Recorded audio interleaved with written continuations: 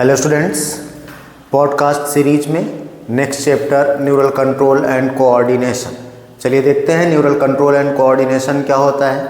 बात करें चैप्टर का तो नाम है न्यूरल कंट्रोल, मतलब कि बॉडी पर न्यूरॉन्स के कंट्रोल किस तरह से हैं। एंड कोऑर्डिनेशन, कोऑर्डिनेशन क्या होता है ध्यान से सुनिएगा। हमारी जो बॉडी है, बॉडी की जो सेल्स हैं, हर एक सेल जो है वो रेगुलेटेड होती हैं और जो रेगुलेशन प्रोवाइड कर रहा है यहाँ पर वो न्यूरॉन प्रोवाइड कर रहा है। तो कोऑर्डिनेशन क्या है? कोऑर्डिनेशन एक ऐसी प्रोसेस है जिसमें हमारे दो या दो से ज़्यादा ऑर्गन्स, बॉडी के ऑर्गन्स आपस में इंटरैक्ट होते हैं और एक दूसरे के फंक्शन को कॉम्प्लीमेंट भी करते हैं। Coordination is the process through which two or more organs interact and complement the function of each other. ये कोऑर्डिनेशन है। फॉर एग्जांपल अगर कोऑर्डिनेशन की बात करें, जैसे जब आप कोई फिजिकल एक्सरसाइज कर रहे होते हैं, जब आप कोई वर्क कर रहे होते हैं, तो अगर आप एक्सरसाइज कर रहे हैं, आप मस्कुलर एक्सरसाइज, आप मसल्स का काम कर रहे हैं, तो मसल्स को काम करने के लिए, कॉन्टिन्यूसली वर्क करने के लिए एनर्जी चाहिए होती है और एनर्जी जो रिलीज होती है वो फूड के ब्रेकडाउन से, और जो फूड का इनडायरेक्ट ब्रेकडाउन होता है वो ऑक्सीजन के प्रेजेंस में होता है। तो इसका मतलब अगर आपको एनर्जी चाहिए, अगर आप एक्सरसाइज कर रहे हैं आपको एनर्जी चाहिए, आपको एनर्जी अगर चाहिए तो ऑक्सीजन चाहिए, क्योंकि वो फूड का ब्रेकडाउन कराएगा। तो ऑक्सीजन के लिए आपको ब्रीदिंग रेट बढ़ानी पड़ेगी, क्योंकि आप एक्सरसाइज कर रहे हैं, आपको एनर्जी की डिमांड बढ़ी है। एनर्जी की डिमांड बढ़ी है तो ऑक्सीजन की रिक्वायरमेंट बढ़ेगी, ऑक्सीजन की रिक्वायरमेंट बढ़ेगी तो आपका ब्रीदिंग रेट बढ़ेगा। तो जब आप कोई काम कर रहे होते हैं, एक्सरसाइज कर रहे होते हैं, उस समय आपकी ब्रीदिंग रेट बढ़ जाती है। और अगर ब्रीदिंग रेट बढ़ी, ऑक्सीजन आपके बॉडी में आया, तो वो सेल तक जाने के लिए सर्कुलेशन होगा उसका। और सर्कुलेशन कहाँ से होगा, किसके थ्रू होगा? ब्लड के थ्रू होगा। तो ब्लड का सर्कुलेशन भी फास्ट होना चाहिए, मतलब कि हार्ट का काम बढ़ जाएगा, ब्लड वेसल्स का काम बढ़ जाएगा। याद रखिएगा, तो आप कर रहे हैं मस्कुलर एक्सरसाइज, लेकिन उसके साथ साथ आपके लंग्स का काम, ब्रीदिंग रेट बढ़ गया, आपका सर्कुलेशन बढ़ गया, हार्ट का रेट बढ़ गया, ब्लड वेसल्स का काम बढ़ गया, और ये जो ब्लड का फ्लो है ये किडनी को भी जाएगा, किडनी का भी फंक्शन बढ़ जाएगा। तो जब आप एक्सरसाइज कर रहे हैं तो आप कर तो काम मस्कुलर एक्सरसाइज रहे, मसल्स का काम कर रहे हैं, लेकिन आपके लंग्स का काम बढ़ गया, आपके हार्ट का काम बढ़ गया, ब्लड वेसल्स का काम बढ़ गया, किडनी का काम बढ़ गया। तो आपने कहा नहीं किसी को बढ़ाने के लिए, लेकिन इन सारे ऑर्गन्स के बीच ये कोऑर्डिनेशन है कि मस्कुलर एक्सरसाइज कर रहे, मसल्स का काम बढ़ा, एनर्जी की डिमांड बढ़ी, तो अपने आप लंग्स अपना काम बढ़ा दिया, हार्ट अपने आप अपना काम बढ़ा दिया। यही कोऑर्डिनेशन है। और जब आप एक्सरसाइज को रोक देते हैं, एनर्जी डिमांड कम हो जाती है, ब्रीदिंग रेट कम हो जाता है, आपका सर्कुलेशन का रेट, हार्ट का पंपिंग रेट कम हो जाता है, ये सारे अपने नॉर्मल कंडीशन पर चले आते हैं। ये कोऑर्डिनेशन है, जहाँ पर आपको बोला कि कोऑर्डिनेशन एक ऐसी प्रोसेस है जहाँ पर दो या दो से ज़्यादा ऑर्गन्स आपस में इंटरैक्ट होते हैं। हम मसल्स का काम कर रहे थे, लेकिन हमारी हार्ट बीट बढ़ गई, हमारा ब्रीदिंग रेट बढ़ गया, किडनी का फंक्शन बढ़ गया। यही कोऑर्डिनेशन है। ऐसे ही हमारी बॉडी में जितने भी ऑर्गन्स से आपस में कोऑर्डिनेट होकर काम करते हैं, इसी तरह से हमारी बॉडी में न्यूरल कंट्रोल, न्यूरल सिस्टम और इंडोक्राइन सिस्टम एक साथ काम करते हैं, जिसे बोलते हैं ये फंक्शन कर रहे हैं इन सिंक्रोनाइज्ड फैशन। सिंक्रोनाइज्ड फैशन में ये काम करते हैं कौन? Neural system and endocrine system. चलो अगर हम लोग बात करते हैं यहाँ पर कि ये जो कोऑर्डिनेशन है, कोऑर्डिनेशन आपको पता चला कि क्या होता है। हम लोग यहाँ पर पढ़ने वाले न्यूरल कंट्रोल।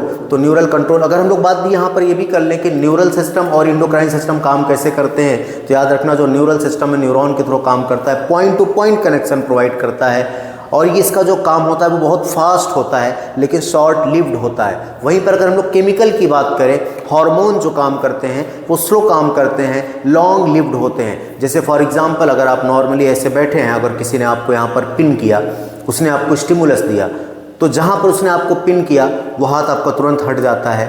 अगर यहाँ पर पिन किया, यही हाथ हटेगा, ये वाला हाथ नहीं हटेगा। पॉइंट टू पॉइंट कनेक्शन है, जहाँ पर एक्शन होगा वहीं पर रिएक्शन होगा। ये न्यूरल सिस्टम का काम है, नर्वस सिस्टम का काम है, न्यूरॉन का काम है। और ये शॉर्ट लिव्ड होता है। आपने हाथ हटाया तो आप हटाए ही नहीं रहेंगे, नॉर्मल अपने कंडीशन पर वापस भी जाएगा। ये शॉर्ट लिव्ड है, एट वंस तुरंत काम करता है, बहुत फास्ट काम करता है।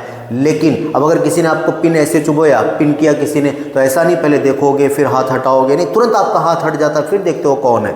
तो ये पॉइंट टू पॉइंट कनेक्शन है, तुरंत काम किया जाता है, नर्वस सिस्टम काम करता है, यहाँ पर न्यूरॉन काम करते हैं। अगर हम केमिकल कोऑर्डिनेशन की बात करें कि जो केमिकल है, जो हार्मोन है, वो कैसे कोऑर्डिनेशन प्रोवाइड करते हैं, वो स्लो होते हैं। For example growth hormone release हो रहा है, तो ग्रोथ हार्मोन धीरे धीरे काम कर रहा है, लेकिन वो लॉन्ग लिव्ड है। एक बार ग्रोथ हो गई तो ग्रोथ हो गई, वापस से कम नहीं होगी।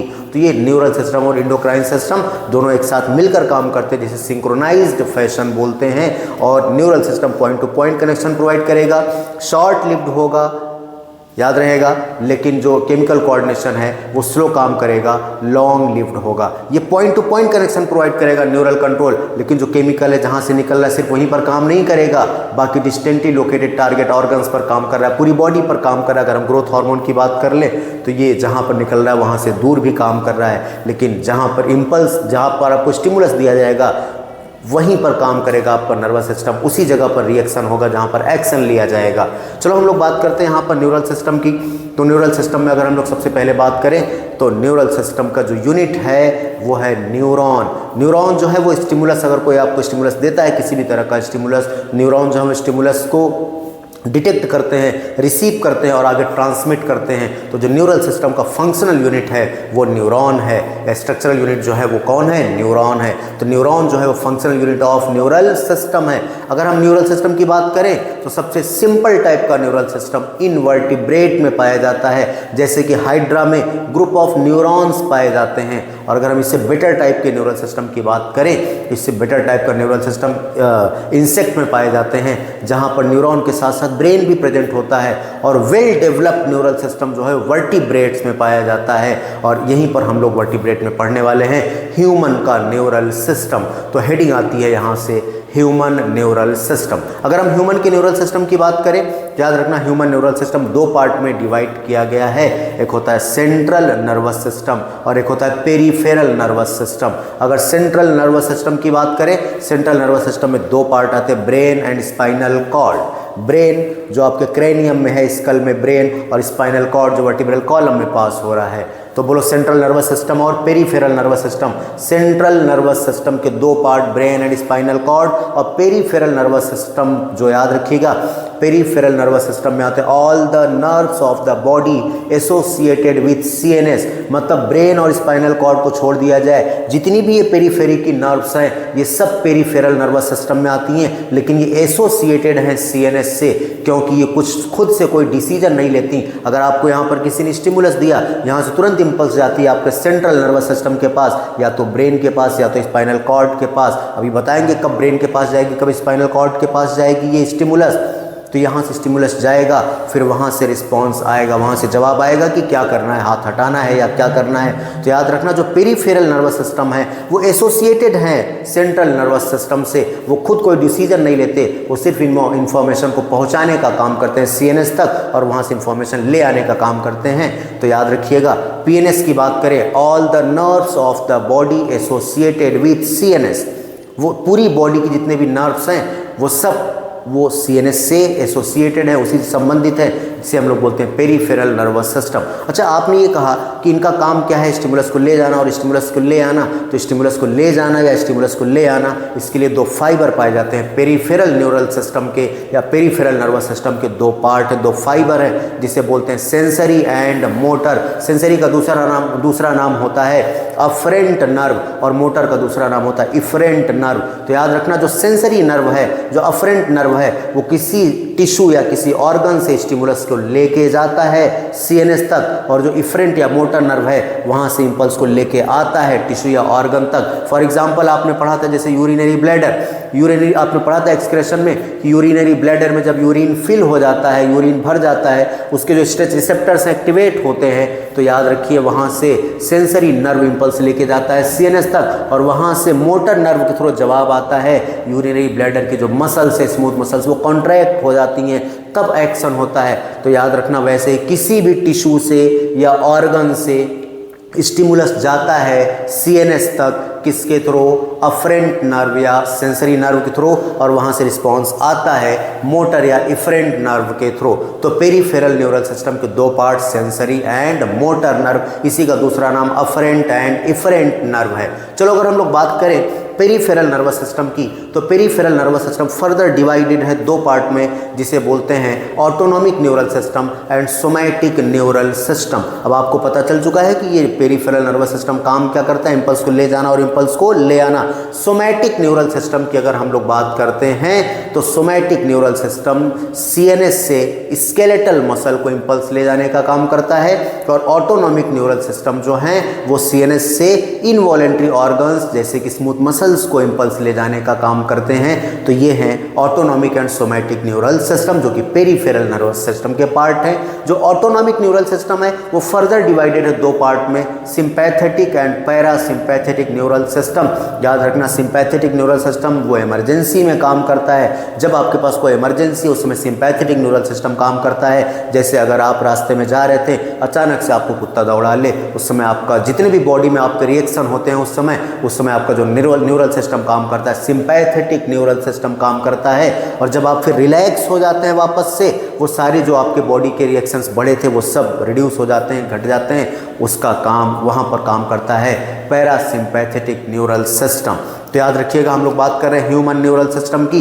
ह्यूमन न्यूरल सिस्टम दो पार्ट में डिविजिबल है, central neural system CNS and peripheral neural system PNS। Central neural system में ब्रेन एंड स्पाइनल कॉर्ड आते हैं, पेरिफेरल नर्वस सिस्टम में all the nerves of the body associated with CNS आता है। और याद रखना, बॉडी के सारे नर्व्स जो CNS से एसोसिएटेड हैं वो आते हैं। अगर हम लोग पेरिफेरल न्यूरल सिस्टम की बात करें, इसके दो फाइबर हैं, सेंसरी एंड मोटर। उसी का दूसरा नाम अफरेंट एंड इफरेंट। जो सेंसरी है वो किसी टिश्यू या ऑर्गन से इंपल्स को लेके जाता है CNS तक, जो मोटर है वो CNS से एक टिश्यू तक लेके आता है इंपल्स। हम लोग पेरिफेरल न्यूरल सिस्टम की बात करें, पेरिफेरल न्यूरल सिस्टम दो पार्ट में डिविजिबल है, somatic neural system and autonomic neural system. Somatic neural system की अगर हम लोग बात करें, ये CNS से इंपल्स को ले जाता है स्केलेटल मसल को, जो कि वॉलेंट्री होती है। और जो ऑटोनॉमिक न्यूरल सिस्टम है, ऑटोनॉमिक ऐसे याद कर लो, ऑटोनॉमिक ऐसा लग रहा है ऑटोमेटिक। ऑटोमेटिक मतलब जो हमारे बस में है कि नहीं है, नहीं है, जो इनवॉलेंट्री हैं। तो ऑटोनॉमिक जैसे ऑटोमेटिक वालों को ऑटोनॉमिक लेके जाता है, मतलब इनवॉलेंट्री ऑर्गन जैसे कि स्मूथ मसल्स को इंपल्स लेके जाता है। और ये जो ऑटोनॉमिक है ये दो पार्ट में डिविजिबल है, sympathetic and parasympathetic. Sympathetic emergency में काम करेगा और पैरासिम्पैथेटिक जो है वो नॉर्मल कंडीशन में काम करेगा। ये हम लोग बात कर रहे हैं ह्यूमन न्यूरल सिस्टम की। चलो हम लोग बात करते हैं जो न्यूरल सिस्टम की जो यूनिट है वो है न्यूरॉन। तो न्यूरॉन होती कैसी है, हेडिंग का नाम है। अच्छा, यहीं पर एक और आता है विसरल न्यूरल सिस्टम। जो विसरल नर्वस सिस्टम है वो एक्चुअली पार्ट है पेरिफेरल नर्वस सिस्टम का। जितने भी प्लेक्सस हैं, जितने भी नर्व्स हैं, फाइबर्स हैं, गैंग्लियन है, वो सब विसरल नर्वस सिस्टम के पार्ट है। यहीं से नर्व्स जाती है और यहीं से नर्व्स इसी के थ्रू आती है, विसरा तक, CNS से विसरा तक जाती है और विसरा से CNS तक आती है, इसी विसरल न्यूरल सिस्टम के थ्रू होके जाती है। चलो अगली हेडिंग है neuron as the structural and functional unit of nervous system, क्योंकि न्यूरॉन ही तो स्ट्रक्चरल और फंक्शनल यूनिट है नर्वस सिस्टम का।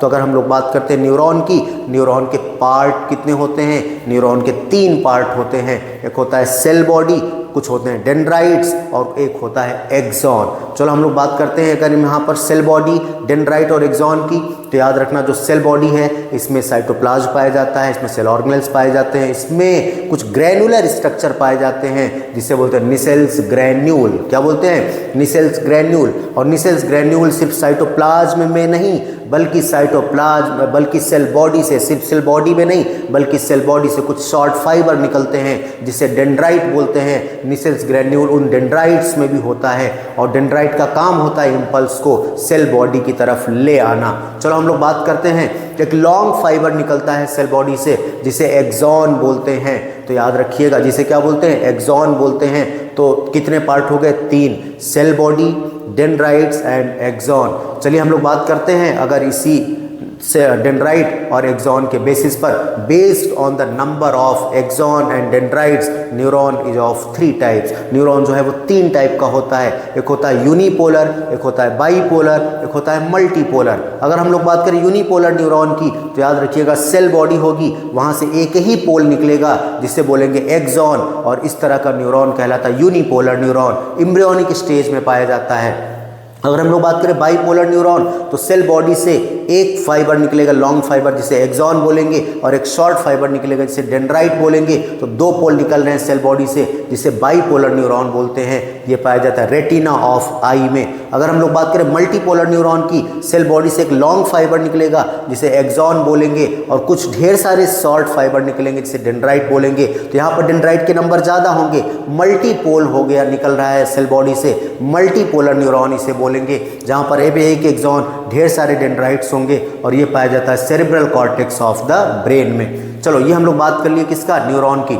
लेकिन ये जो एक्सॉन है, तो डेंड्राइट जो शॉर्ट फाइबर हैं वो इम्पल्स को रिले करते हैं कहाँ, सेल बॉडी की तरफ। Dendrite relay impulse towards cell body and axon relay impulse away from the cell body. ऐसे याद कर लो, अगर याद करना है सेल बॉडी को मान लो मम्मी, और जो डेंड्राइट है ये मम्मी के छोटे छोटे बच्चे हैं, जो एक्सॉन है ये मम्मी का बड़ा बच्चा है। तो हमेशा याद करो जो छोटे बच्चे होते हैं वो मम्मी के पास होते हैं, और जो बड़ा बच्चा होता है वो मम्मी से दूर जाता है। तो ऐसे याद कर लो, मम्मी बुलाती है यहाँ आओ, कहेगा अभी आएंगे। वो पढ़ने के लिए कहीं दूर चला गया, मम्मी को छोड़ के जा रहा है। तो याद रखना जो छोटे बच्चे मतलब डेंड्राइट शॉर्ट फाइबर वो इम्पल्स को लेके आ रहा है मम्मी के तरफ, सेल बॉडी के तरफ, और जो बड़ा बच्चा है कौन, एक्सॉन, वो सेल बॉडी से इम्पल्स को लेके जा रहा है away from the cell body.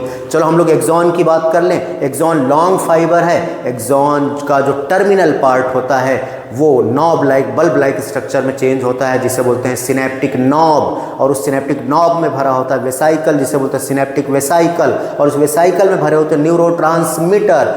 Common neurotransmitter होता है एसिटाइल कोलिन, बाकी और बहुत सारे न्यूरोट्रांसमीटर होते हैं। तो चलो जरा अगर हम एक्सॉन की बात करें तो कह रहे एक्सॉन जो है वो लॉन्ग फाइबर है जो सेल बॉडी से निकल रहा है, और एक्सॉन का जो टर्मिनल पार्ट है वो knob like, bulb like structure में चेंज हुआ है, जिसे सिनेप्टिक नॉब बोलते हैं। उस सिनेप्टिक नॉब के अंदर सिनेप्टिक वेसाइकल है, उस सिनेप्टिक वेसाइकल के अंदर न्यूरोट्रांसमीटर भरे हैं। चलो अगर हम लोग बात करें एक्सॉन की, तो एक्सॉन के ऊपर पाई जाती है श्वान सेल, और जो श्वान सेल है ये माइलिन की शीथ सेक्रेट कर लेती है। तो जहां पर माइलिन की शीथ, जिस एक्सॉन के ऊपर माइलिन की शीथ बन जाती है उस एक्सॉन को माइलिनेटेड एक्सॉन बोलते हैं। लेकिन जिस एक्सॉन के ऊपर श्वान सेल तो पाई जाती है लेकिन माइलिन की शीथ नहीं बनती, उसे नॉन माइलिनेटेड एक्सॉन बोलते हैं। मतलब कि एक्सॉन दो टाइप का हो गया, myelinated and non myelinated. Myelinated axon पाया जाता है स्पाइनल एंड क्रैनियल नर्व में, नॉन माइलिनेटेड एक्सॉन पाया जाता है autonomic and somatic neural system में। ये हम लोग बात कर रहे थे neuron as the structural and functional unit of neural system. तो बोलो न्यूरल सिस्टम का जो स्ट्रक्चरल फंक्शनल यूनिट न्यूरॉन है कितने टाइप का हो गया बोलो। तो न्यूरॉन के कितने पार्ट, 3, और न्यूरॉन कितने टाइप के हैं, 3 टाइप के। किस बेसिस पर, डेंड्राइट और एक्सॉन के बेसिस पर, यूनिपोलर, बाइपोलर, मल्टीपोलर। उसके बाद एक्सॉन कितने टाइप के, 2 टाइप के, माइलिनेटेड और नॉन माइलिनेटेड, और इनका एग्जाम्पल भी आपने देख लिया। चलो उसके बाद हम लोग बात करें न्यूरॉन का काम क्या है, इम्पल्स को ले जाना और इम्पल्स को ले आना। तो ये जो इम्पल्स एक्चुअली जनरेट कैसे होती है और इम्पल्स एक न्यूरॉन से दूसरे न्यूरॉन में कैसे जाती है, हेडिंग का नाम है generation and conduction of nerve impulse. चलो हम लोग बात करते हैं अगर एक्सॉन की, तो याद रखना एक्सॉन की जो मेम्ब्रेन है जिसे बोलते हैं एक्सोलेमा, उसके अंदर का जो मटेरियल, उसके अंदर जिसे हम लोग बोलते हैं एक्सोप्लाज्म या उससे बोलते हैं आईसीएफ इंट्रासेलुलर फ्लूइड, और एक्सॉन के बाहर का जो मटेरियल जिसे बोलते हैं ईसीएफ एक्स्ट्रा सेलुलर फ्लूइड। तो जो एक्सोप्लाज्म है याद रखना, एक्सोप्लाज्म में पाया जाता है sodium, potassium, negatively charge protein. लेकिन एक्सोप्लाज्म में पोटेशियम की कंसंट्रेशन ज़्यादा होती है, सोडियम की कंसंट्रेशन कम होती है, और नेगेटिवली चार्ज प्रोटीन ज़्यादा पाई जाती है। और बाहर एक्सोप्लाज्म के बाहर ईसीएफ में एक्स्ट्रा सेलुलर फ्लूइड में वहाँ पर पाया जाता है सोडियम, वहाँ पर पाया जाता है पोटेशियम, लेकिन सोडियम की कंसंट्रेशन ज़्यादा होती है, पोटेशियम की कंसंट्रेशन कम होती है। तो फिर से ध्यान से सुनिए, एक्सोप्लाज्म में पोटेशियम की कंसंट्रेशन ज़्यादा, नेगेटिवली चार्ज प्रोटीन ज़्यादा, सोडियम कम। ईसीएफ में सोडियम ज़्यादा, पोटेशियम कम। और इसी आयन यहाँ पर जो एक्सोलेमा है, एक्सोलेमा में डिफरेंट टाइप के आयन चैनल्स पाए जाते हैं, अलग अलग डिफरेंट आयंस के लिए डिफरेंट चैनल पाए जाते हैं, जैसे सोडियम चैनल, पोटेशियम चैनल। तो एक साथ हम इनको बोलते हैं सोडियम पोटेशियम चैनल। चलिए हम लोग बात करते हैं कि जिस समय आपका न्यूरॉन कोई भी इम्पल्स कंडक्ट नहीं कर रहा होता है, उस समय जो एक्सोलेमा होती है, जो एक्सॉन की मेम्ब्रेन होती है, वो फ्रीली परमिएबल होती है पोटेशियम के लिए। तो बोलिए फ्रीली परमिएबल है तो पोटेशियम, ये जो आयन का मूवमेंट है ये फॉलो करेंगे कौन से रूल को, higher concentration to lower concentration. तो बोलो जब एक्सोलेमा फ्री है, फ्रीली परमिएबल है पोटेशियम के लिए, तो potassium higher concentration to lower concentration जाएगा।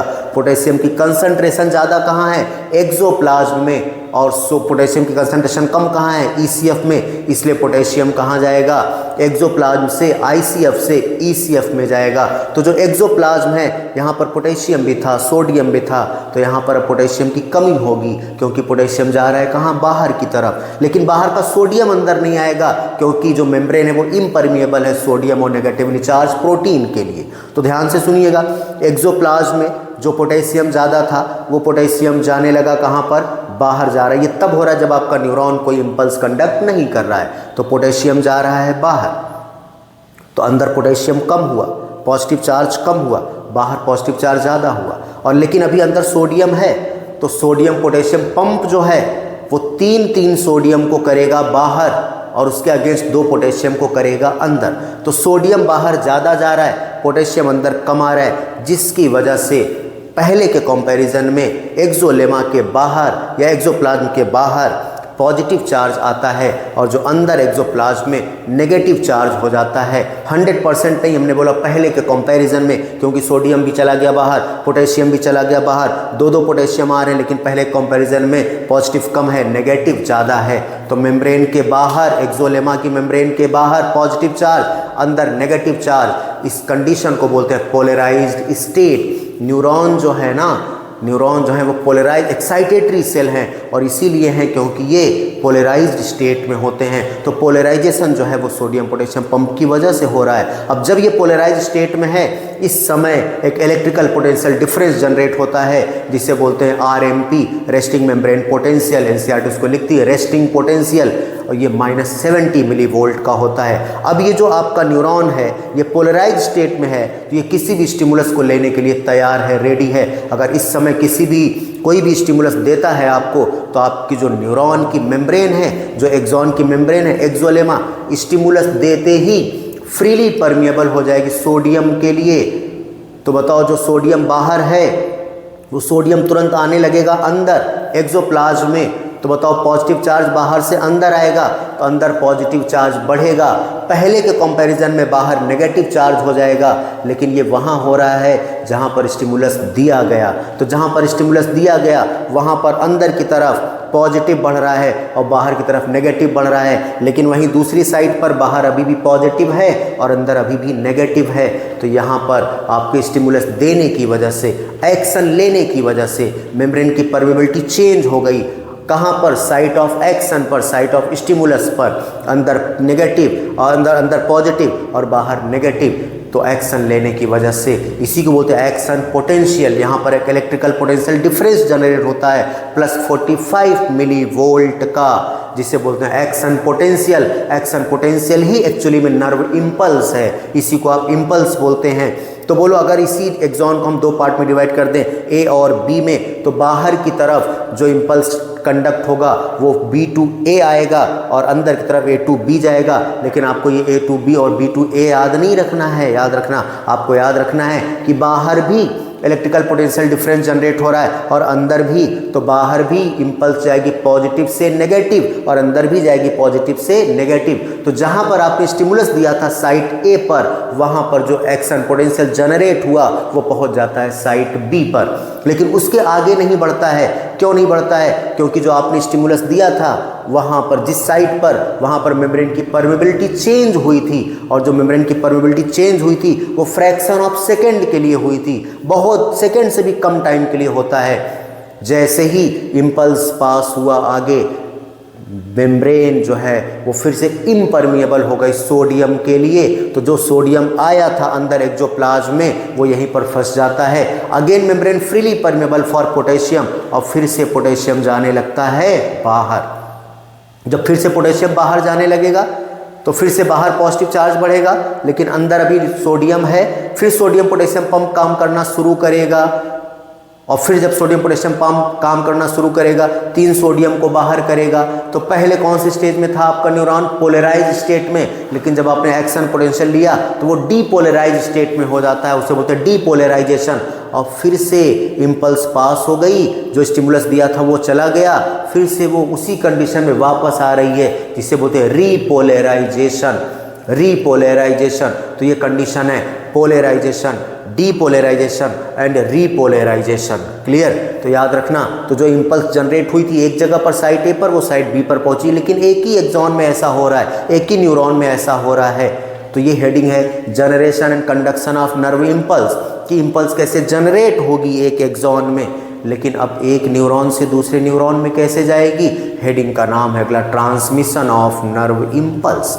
अगर हम ट्रांसमिशन ऑफ इम्पल्स की बात करें कि इम्पल्स जो जनरेट हुई है वो एक न्यूरॉन में अभी ट्रांसमिट हो रही है, अब जा रही है, लेकिन एक न्यूरॉन से दूसरे न्यूरॉन में कैसे जाएगी। तो इम्पल्स का ट्रांसमिशन होता है सिनैप्स के थ्रू, एक न्यूरॉन से दूसरे न्यूरॉन में, दोनों न्यूरॉन के बीच का जो ये कनेक्शन है जिसे हम बोलते हैं सिनैप्स। तो ट्रांसमिशन ऑफ इम्पल्स हेडिंग का नाम है। जो इम्पल्स का ट्रांसमिशन होता है वो सिनैप्स के थ्रू होता है, और सिनैप्स बनता कैसे है, दोनों न्यूरॉन की मेम्ब्रेन से। पहले न्यूरॉन के एक्सॉन की मेम्ब्रेन, दूसरे न्यूरॉन की डेंड्राइट की मेम्ब्रेन। तो पहले एक न्यूरॉन के एक्सॉन की मेम्ब्रेन को बोल रहे हैं प्री सिनेप्टिक मेम्ब्रेन, दूसरे न्यूरॉन के डेंड्राइट की मेम्ब्रेन को बोल रहे हैं पोस्ट सिनेप्टिक मेम्ब्रेन, क्योंकि पहले से दूसरे में जाएगा। तो पहले वाले प्री सिनेप्टिक मेम्ब्रेन, दूसरा वाला post synaptic membrane. Pre synaptic membrane axon का होगा, पोस्ट सिनेप्टिक मेम्ब्रेन डेंड्राइट का होगा, और इन दोनों मेम्ब्रेन के बीच हो सकता है एक गैप पाया जाए और हो सकता है गैप ना पाया जाए। अगर गैप पाया गया उस गैप को बोलते हैं सिनेप्टिक क्लेफ्ट। तो याद रखना, ट्रांसमिशन ऑफ इम्पल्स जो है वो होता है सिनैप्स के थ्रू, और सिनैप्स बनता है pre synaptic membrane and post synaptic membrane, and both membrane may or may not be separated by a gap called synaptic cleft. इन दोनों मेम्ब्रेन के बीच हो सकता है गैप हो और हो सकता है कि ना हो। अगर वो गैप होगा तो दोनों थोड़े से गैप पर होंगे, दूर होंगे, उस गैप का नाम सिनेप्टिक क्लेफ्ट होगा। और अगर वो गैप नहीं होगा, दोनों न्यूरॉन बिल्कुल आपस में कांटेक्ट में होंगे, जिससे सिनेप्टिक क्लेफ्ट यहाँ पर एब्सेंट होगा। तो याद रखना, जो ये सिनैप्स होते हैं दो टाइप के होते हैं, एक होता है इलेक्ट्रिकल सिनैप्स और एक होता है केमिकल सिनैप्स। अगर हम लोग बात करें इलेक्ट्रिकल सिनैप्स की, इलेक्ट्रिकल सिनैप्स में pre and post synaptic membrane, pre synaptic axon की मेम्ब्रेन, पोस्ट सिनेप्टिक डेंड्राइट की membrane, pre and post synaptic membrane के बीच क्लोज प्रॉक्सिमिटी होती है, दोनों आपस में ऐसे पास होते हैं, इनके बीच कोई गैप नहीं होता। एक न्यूरॉन से इम्पल्स दूसरे न्यूरॉन में बहुत तेज जाता है, ऐसा लगता है कि जैसे एक ही न्यूरॉन में जा रहा है इम्पल्स। तो इलेक्ट्रिकल सिनैप्स में सिनेप्टिक क्लेफ्ट एब्सेंट होगा, दोनों न्यूरॉन आपस में क्लोज प्रॉक्सिमिटी होगी, बिल्कुल पास होंगे, सिनेप्टिक क्लेफ्ट नहीं होगा, इम्पल्स का ट्रांसमिशन फास्ट होगा, ऐसा लगेगा जैसे कि एक ही एक्सॉन में, एक ही न्यूरॉन में जा रहा है इम्पल्स। ये इलेक्ट्रिकल सिनैप्स है, लेकिन हमारी बॉडी में होता बहुत रेयर है। चलो केमिकल सिनैप्स की बात करें। केमिकल सिनैप्स में pre and post synaptic membrane separated by a gap called synaptic cleft. तो अगर हम लोग बात करें प्री सिनेप्टिक मेम्ब्रेन किसका होता है, एक्सॉन का, और एक्सॉन का जो टर्मिनल है उसे सिनेप्टिक नॉब बोलते हैं। उस सिनेप्टिक नॉब में सिनेप्टिक वेसाइकल भरे हैं। तो जब इम्पल्स सिनेप्टिक वेसाइकल तक आती है तो सिनेप्टिक वेसाइकल में कुछ पाए जाते हैं वोल्टेज गेटेड चैनल, अलग अलग चैनल हैं, फिलहाल आप याद रखिए, तो उनका नाम आपको नहीं पढ़ना अभी।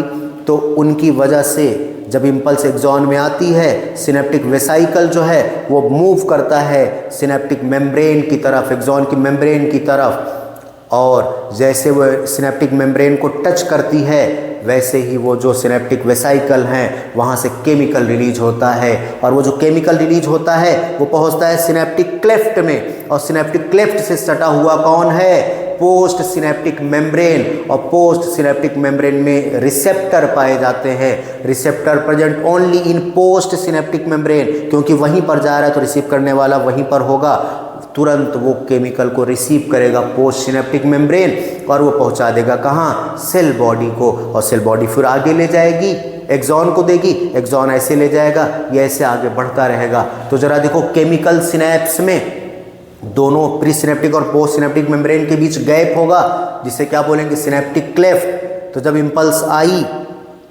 सिनेप्टिक वेसाइकल मूव करे, सिनेप्टिक मेम्ब्रेन सिनेप्टिक नॉब के मेम्ब्रेन में टच करेंगे, केमिकल रिलीज होगा और वो केमिकल जाएगा सिनेप्टिक क्लेफ्ट में, सिनेप्टिक क्लेफ्ट से सटा हुआ post synaptic membrane, post synaptic membrane receive करेगा उस केमिकल को, मतलब कि स्टिमुलस को रिसीव कर रहा है, और स्टिमुलस को रिसीव करते ही आगे भेज देगा, तो receptor present only in post synaptic membrane, और तुरंत वो आगे भेज देगा कहाँ, सेल बॉडी को, सेल बॉडी एक्सॉन को, ऐसे दूसरे न्यूरॉन में चला जाएगा। तो इम्पल्स का ट्रांसमिशन सिनैप्स के थ्रू होता है। ये केमिकल सिनैप्स है जहाँ पर एक गैप होगा जिसे सिनेप्टिक क्लेफ्ट बोलते हैं। एक न्यूरॉन से दूसरे न्यूरॉन में इम्पल्स को ट्रांसमिट होने में जाने में जितना टाइम लगता है जिसे सिनेप्टिक डिले बोलते हैं, और टाइम जो है वो लगता है कहाँ, केमिकल सिनैप्स में, इलेक्ट्रिकल सिनैप्स में नहीं लगता है। तो याद रखना, फिलहाल अगर हम लोग बात करें, केमिकल सिनैप्स जो है वो स्लो ट्रांसमिशन कराता है इलेक्ट्रिकल सिनैप्स से। केमिकल सिनैप्स हमारी बॉडी में कॉमन होता है, इलेक्ट्रिकल सिनैप्स हमारी बॉडी में रेयर होता है। ये हम लोग बात कर रहे थे ट्रांसमिशन ऑफ इम्पल्स की। चलो आगे पार्ट है central nervous system. Central nervous system की अगर हम लोग बात करें, सेंट्रल नर्वस सिस्टम में दो पार्ट हैं, कौन, ब्रेन और स्पाइनल कॉर्ड। अगर हम लोग ब्रेन की बात करें, जो हमारा ब्रेन है वो हमारे स्कल रीजन में, स्कल में कहाँ, क्रैनियम रीजन में प्रेजेंट होता है, जिसे हम लोग ब्रेन बॉक्स बोलते हैं। तो ब्रेन कहाँ प्रेजेंट है, ब्रेन बॉक्स में। चलो हम लोग बात करते हैं अगर ब्रेन की, ब्रेन को बोलते हैं सेंट्रल इंफॉर्मेशन प्रोसेसिंग ऑर्गन। जितने भी आपके बॉडी के फंक्शन, वॉलेंट्री इनवॉलेंट्री फंक्शन हो रहे, चाहे वो थर्स्ट हो, चाहे वो हंगर हो, चाहे वो स्पीच हो, चाहे वो थॉट हो, चाहे वो स्मेल हो, चाहे वो विजन हो, चाहे वो हियरिंग हो, कोई भी काम हो हमारी बॉडी का, वॉलेंट्री इनवॉलेंट्री सारे फंक्शन को कंट्रोल एंड कमांड का काम करता है, कमांड देता है, कंट्रोल करता है कौन, हमारा ब्रेन, जिसे बोलते हैं सेंट्रल इंफॉर्मेशन प्रोसेसिंग ऑर्गन। चलो हम लोग अगर बात करते हैं ब्रेन की, तो ब्रेन हमारा क्रेनियम में प्रेजेंट होता है, जिसे ब्रेन बॉक्स बोलते हैं। क्रेनियम के नीचे एक लेयर पाई जाती है, ब्रेन के ऊपर एक लेयर पाई जाती है जिसे बोलते हैं मेनिंजेस, जो कि ब्रेन को कवर करती है। मेनिंजेस की 3 लेयर हैं, outer dura mater, middle arachnoid and inner पाया मैटर, याद रखना। उसके बाद अगर हम लोग बात करें ब्रेन की, तो ब्रेन को डिवाइड किया गया है 3 पार्ट में, fore brain, mid brain and hind brain. अगर हम लोग फोर ब्रेन की बात करें, फोर ब्रेन के 2 पार्ट हैं, कौन कौन से, एक है सेरिब्रम और दूसरा है डायंसिफेलॉन। अगर हम लोग बात करें सेरिब्रम की, तो सेरिब्रम, चलो पहले हम लोग पार्ट देख लेते हैं, सेरिब्रम और डायंसिफेलॉन। डायंसिफेलॉन के 2 पार्ट है जिसे बोलते हैं थैलेमस एंड हाइपोथैलेमस। ये 4 ब्रेन में हमको पढ़ना है। उसके बाद अगर हम लोग बात करें मिड ब्रेन में, मिड ब्रेन में एक पार्ट हमें पढ़ना है, कॉर्पोरा क्वाड्रिजेमाइना। हाइंड ब्रेन की बात करें, हाइंड ब्रेन में हम पढ़ेंगे पॉन्स, सेरिबेलम एंड मेडुला। चलो हम लोग बात करते हैं 4 ब्रेन की। तो याद रखना, जो हमारा ब्रेन है, 4 ब्रेन में सेरिब्रम है, एक डीप क्लेफ्ट सेरिब्रम को 2 पार्ट में डिवाइड कर देती है, जिसे बोलते हैं left and right cerebral hemisphere. और दोनों left and right cerebral hemisphere आपस में कनेक्टेड होते हैं एक नर्व फाइबर से, जिसे बोलते हैं corpus callosum. Corpus callosum unique feature होता है मैमेलियन ब्रेन का। चलो अगर हम लोग बात करें, इसी सेरेब्रल हेमीस्फीयर के ऊपर, सेरेब्रल हेमीस्फीयर को कवर करता है एक लेयर, सेल्स की लेयर, जिसे बोलते हैं सेरेब्रल कॉर्टेक्स। और इस सेरेब्रल कॉर्टेक्स में मल्टीपोलर न्यूरॉन पाए जाते हैं। इसमें कुछ प्रोमिनेंट फोल्ड होते हैं, वहीं पर न्यूरॉन पाए जाते हैं, मल्टीपोलर न्यूरॉन। और याद रखना, उस न्यूरॉन्स में जो हैं, बाहर की तरफ सेल बॉडी, अंदर की तरफ एक्सॉन। न्यूरॉन तो ऐसे सीधे प्रेजेंट होंगे, तो जो सेल बॉडी है उसकी वजह से ग्रेइश अपीयरेंस होता है, और जो एक्सॉन है उसकी वजह से नीचे की तरफ वाइट अपीयरेंस होता है। इसलिए बोलते हैं सेरेब्रल कॉर्टेक्स में, ब्रेन में outer side grey matter and inner side white matter होता है। तो ग्रेइश अपीयरेंस जो होती है वो किसकी वजह से होती है, सेल बॉडी की वजह से होती है। जो वाइट अपीयरेंस होती है वो एक्सॉन की वजह से होती है। तो चलो जरा सेरिब्रम को कवर करने वाला कौन है, सेरिब्रम के ऊपर जो लेयर पाया गया कौन है, सेरेब्रल कॉर्टेक्स। और उसमें कुछ प्रोमिनेंट फोल्ड पाए जाते हैं, जिसमें मल्टीपोलर न्यूरॉन्स पाए जाते हैं। चलो अगर हम लोग बात करते हैं सेरिब्रम की, तो बोला सेरिब्रम को एक deep cleft, left and right 2 part में डिवाइड कर दिया, जिसे बोलते हैं left and right cerebral hemisphere. और ये दोनों हेमीस्फीयर आपस में एक नर्व फाइबर से कनेक्टेड होते हैं, जिसे बोलते हैं कॉर्पस कैलोसम। चलो हम लोग बात करते हैं सेरिब्रम की। सेरिब्रम जो है वो largest part of the brain है। सेरिब्रम रैप किए हुआ होता है एक स्ट्रक्चर को, जिसका नाम है डायंसिफेलॉन। डायंसिफेलॉन में 2 पार्ट, थैलेमस एंड हाइपोथैलेमस। जो हाइपोथैलेमस है वो थैलेमस के बेस पर होता है, तो hypothalamus lie at the base of thalamus. चलो ये तो हम लोग बात कर लिए 4 ब्रेन की। मिड ब्रेन की बात करें, मिड ब्रेन में एक डक्ट पाई जाती है, जिसे बोलते हैं सेरेब्रल एक्वीडक्ट या एक्वीडक्ट ऑफ सिल्वियस। इसके बाद हम लोग बात करें अगर 4 ब्रेन में, डॉर्सल साइड, मिड ब्रेन में डॉर्सल साइड 4 राउंड की स्वेलिंग होती है, जिसे हम लोग बोलते हैं कॉर्पोरा क्वाड्रिजेमाइना। हाइंड ब्रेन की बात करें तो हाइंड ब्रेन में हम लोग पढ़ेंगे पॉन्स, सेरिबेलम एंड मेडुला। जो सेरिबेलम होता है ये इसका कॉन्वोल्यूटेड सरफेस होता है, इसलिए होता है ताकि इसमें ज़्यादा से ज़्यादा न्यूरॉन्स आ पाएँ। और हम लोग अगर बात करें पॉन्स में एक नर्व फाइबर की ट्रैक्ट होती है जो ब्रेन के डिफरेंट पार्ट को आपस में कनेक्ट करने का काम करती है। और सेरिबेलम जो है वो second major part of the brain है। और सेरिबेलम के बाद अगर हम लोग बात करें मेडुला, या जिसे बोलते हैं मेडुला ऑब्लोंगेटा, यहीं से कंटिन्यू होता है स्पाइनल कॉर्ड। चलो हम लोग बात करते हैं अगर इनकी फंक्शन की, तो स्ट्रक्चर की बात कर रहे थे, फंक्शन की बात करें तो याद रखना जो सेरेब्रल कॉर्टेक्स है यहाँ पर न्यूरॉन पाए जाते हैं, कुछ सेंसरी होते हैं, कुछ मोटर होते हैं, लेकिन कुछ ऐसे भी होते हैं जो ना तो क्लियरली सेंसरी होते हैं ना तो क्लियरली मोटर होते हैं। उस एरिया को बोलते हैं एसोसिएशन एरिया। और जो एसोसिएशन एरिया होता है उसका काम होता है इंटरसेंसरी एसोसिएशन, कम्युनिकेशन एंड मेमोरी का काम होता है। ये तो सेरेब्रल कॉर्टेक्स की बात कर रहे हैं। अगर हम लोग बात करें सेरिब्रम की, सेरिब्रम के बाद थैलेमस और हाइपोथैलेमस। पहले थैलेमस हाइपोथैलेमस देख लो। थैलेमस अभी आपको बताया था कि जो पीएनएस होता है, पेरिफेरल नर्वस सिस्टम, उसके दो पार्ट हैं, दो फाइबर, एफरेंट और इफरेंट। तो ये सेंसरी और मोटर, जो सेंसरी नर्व यहाँ से स्टिमुलस दिया, सेंसरी नर्व गया ब्रेन तक, सीएनएस तक, वहाँ से मोटर लेके आई। तो ये जो सेंसरी और मोटर हैं इनको सिग्नल देने का काम, सिग्नलिंग का काम किसका होता है? थैलेमस का। तो थैलेमस जो है वो सिग्नलिंग का काम करता है, सिग्नल देता है सेंसरी एंड मोटर नर्व को। दूसरा इंपॉर्टेंट पार्ट अगर हम लोग देखें तो hypothalamus. Hypothalamus lie at the base of thalamus. Hypothalamus का काम होता है टेम्परेचर को मेंटेन करना, ड्रिंकिंग और ईटिंग को, अर्ज ऑफ ड्रिंकिंग और ईटिंग जो होती है इनको रेगुलेट कौन करता है? हाइपोथैलेमस। तो हाइपोथैलेमस का काम drinking, eating and diet, drinking, eating और बॉडी टेम्परेचर इनको मेंटेन करना होता है। चलो उसके बाद अगर हम लोग बात करें यहाँ पर inner cerebral hemisphere along with a deep associated structure called amygdala and hippocampus, इनके साथ मिलकर inner cerebral hemisphere, amygdala and hippocampus मिल के बनाते हैं लिम्बिक लोब या लिम्बिक सिस्टम। ये जो लिम्बिक लोब, लिम्बिक सिस्टम है, ये हाइपोथैलेमस के साथ मिलकर रेगुलेट करता है सेक्सुअल बिहेवियर, जिसे लिबिडो बोलते हैं, इमोशंस एंड मोटिवेशन। और इमोशन में आता है एक्साइटमेंट, प्लेजर, फियर, रेज। ये काम किसका हुआ? फोर ब्रेन का। क्लियर? चलो हम लोग बात करते हैं मिड ब्रेन। मिड ब्रेन में हमने जो आपको पार्ट बताया, इन्होंने कोई स्पेशल फंक्शन एनसीईआरटी में दिया नहीं, आपको उतना याद रखना है। हाइंड ब्रेन की बात करें, pons, cerebellum and medulla. Pons के जो ट्रैक्ट होते हैं वो different part of the brain को कनेक्ट करने का काम करते हैं। जो सेरिबेलम है वो हमारे बॉडी बैलेंसिंग को के लिए काम करता है। मेडुला की अगर हम लोग बात करें तो मेडुला में रेस्पिरेटरी रिदम सेंटर पाए जाते हैं। मेडुला जो है वो हमारे कार्डियोवैस्कुलर सिस्टम को रेगुलेट करता है, गैस्ट्रिक सिक्रेशन को रेगुलेट करता है।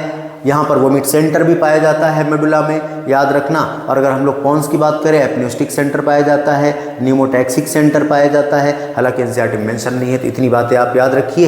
ये काम था किसका? ब्रेन का। तो ये इतना एनसीईआरटी में, न्यू एनसीईआरटी अकॉर्डिंग इतना ही सिलेबस है, क्योंकि रिफ्लेक्स एक्शन वो उसका काम जो है स्पाइनल कॉर्ड, क्योंकि सीएनएस के दो पार्ट है, ब्रेन और स्पाइनल कॉर्ड। तो ब्रेन का ये काम हो गया, स्पाइनल कॉर्ड का काम होता है रिफ्लेक्स एक्शन को रेगुलेट करना। फिलहाल इतना हम लोग कवर करेंगे। ये चैप्टर आपका कंप्लीट हुआ, neural control and coordination. Thank you.